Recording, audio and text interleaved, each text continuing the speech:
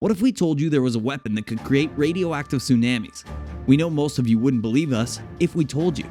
Yes, but it's true, and it's a terrifying weapon. The Poseidon 2M39 is a nuclear-powered torpedo capable of traveling the oceans unnoticed while hiding on the seabed at a speed of 100 knots, or 185.2 kilometers an hour. But there will be more on this beast and its capabilities later in the video, so stay tuned. The Status 6 is a fantastic psychological weapon. Russia's Status 6 Poseidon torpedo has alarmed Russia's rivals' concerns, or hyperactive fantasies. It's a misconception to call it a torpedo. While the weapon's exact capabilities are unknown, it looks to be roughly 80 feet long, making it look more like a mini submarine or underwater ballistic missile. Poseidon is propelled at 115 miles per hour by a nuclear reactor and can operate at depths of up to 3,300 feet. It was designed to glide past coastal defenses in the deepest parts of the ocean before exploding underwater, creating radioactive waves capable of causing significant damage to coastal cities and exposing many people to dangerous levels of radiation. The goal of creating such weapons, however, may not be to outperform the US in first-rate capability or to start a new nuclear arms race. With a multi-megaton payload, the Poseidon 2M39 torpedo could destroy a large stretch of shoreline, triggering a sequence of lethal radioactive tsunamis that would slam into towns and cities, rendering them uninhabitable for decades. This doomsday nuclear or apocalypse torpedo appeared to be just the kind of superweapon that saber-rattling Russian leader would concoct to terrify opponents into submission. Officials in the United States and defense specialists at the time disregarded it as a work of fiction. The bleak reality has suddenly surfaced from the diminishing Arctic ice. Russia is creating the Poseidon, sending shivers across the West. At least 3 submarines modified to carry the massive torpedoes are already being tested in the Arctic, where Putin is establishing a threatening military presence. The region was formerly impassable due to ice, but the ice is melting, and it has become critical to Russia's economic goal to establish and control a northern maritime route connecting Europe and Asia. The steady thawing of the ice barrier has also revealed Russia's formerly impregnable northern border's military weakness. The existence of the 2M39 proposals was first disclosed in 2015, allegedly on purpose, by a Russian commander who was spotted chatting with Putin while holding designs for the top-secret weapon. 3 years later, in a theatrical address that included animated visions of nuclear weapons falling on the United States, Putin declared that Russia was creating the torpedo. While some skeptics regarded the Poseidon as a paper tiger designed to stir up trouble in the West, defense professionals felt that there was simply too much evidence that this project was serious. They cited evidence that Moscow was spending a lot of money to retrofit submarines with big underwater hangar doors instead of traditional torpedo tubes so that they could launch such massive missiles. Poseidon is no longer considered a myth. However, the specific capabilities and practicality of such a mega torpedo are still hotly debated. In 2019, a seemingly benign video of a Russian oceanographic research ship undergoing sea trials near the Arctic was uploaded on YouTube. Sharp-eyed military analysts saw a Poseidon torpedo on its deck, leading to speculation that the weapon was meant to be launched both from the seabed and from a submarine. That strategy, which eliminates the risk of the submarine being discovered and destroyed before the torpedo can be launched, is viable. And because it has its power plant on board, the operating as an underwater drone. The torpedo's range is virtually unlimited, though some estimates put it at about 10,000 kilometers. What is clear is that the Poseidon is the largest torpedo ever constructed. The remotely operated weapon, which is more than 6 feet in diameter and 65 feet long, is 30 times the size of a normal heavy torpedo and is believed to weigh 100 tons. It possesses both nuclear weapons and nuclear power. It will most likely be sluggish compared to intercontinental ballistic missiles, taking hours to reach a target.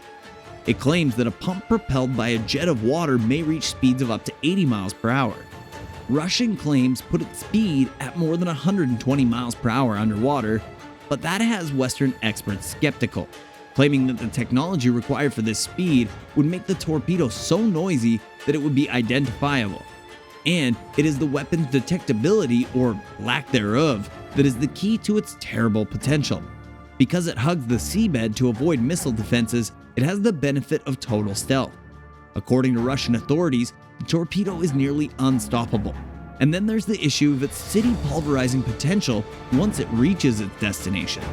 According to Christopher A. Ford, then U.S. Assistant Secretary of State for International Security, the Poseidon was intended to inundate U.S. coastal towns with radioactive tsunamis.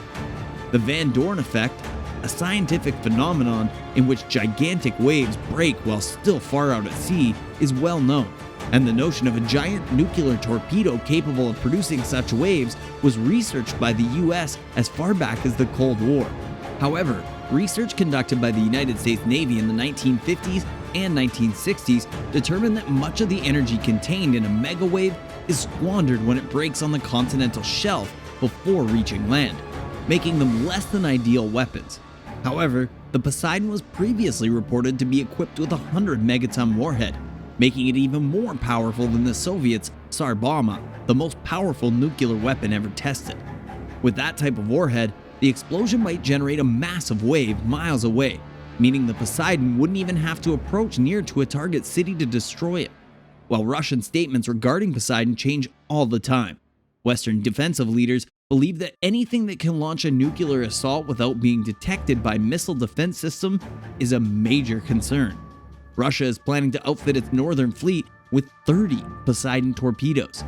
Nobody is convinced by the country's assurances that its Arctic plans are peaceful. Its economic prospects are riding on the opening of the region to shipping, and it has already demanded that tankers sailing there have Russian clearance and utilize Russian pilots. It's arguable how useful such a weapon would be. Poseidon is too sluggish to be usable in a first strike or in an instant reprisal attack when compared to ICBMs and bombers. Its autonomous nature raises all the problems regarding armed robots, and its fast speeds may make it so loud that anti-submarine systems can detect it, especially ones carrying megabombs. Nonetheless, it's a wonderful psychological weapon. The idea of a mechanical tsunami bomb slithering over the seafloor is terrifying, like something out of a Hollywood monster movie. There might even be physics-based reasons for Russia's Poseidon torpedo being shelved before it can be deployed.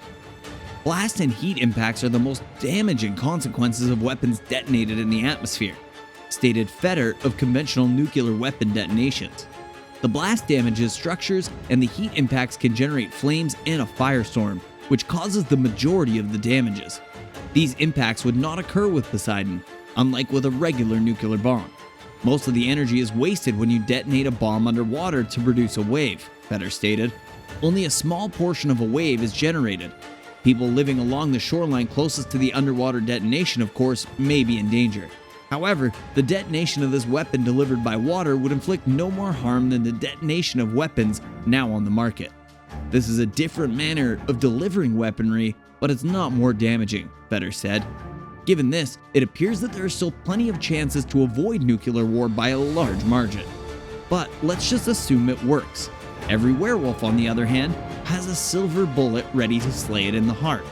H.L. Sutton, a naval expert who maintains the naval affairs blog Covert Shores, suggests some technology that NATO may use for halt to stop Poseidon. Poseidon's working modes and route planning will likely be basic and rather straight, dependent on speed and depth for survival, according to Sutton. As a result, one countermeasure would be to plant sensor mine networks on the seabed to identify and kill Poseidon. Ideally, the sensor networks would incorporate their efforts, e.g. torpedo-armed mines, to decrease the time between discovery and neutralization because the targets will be moving considerably quicker than a typical submarine target, adds Sutton. Stopping weapons like Poseidon will very certainly require the development of a new generation of torpedoes by Western navies.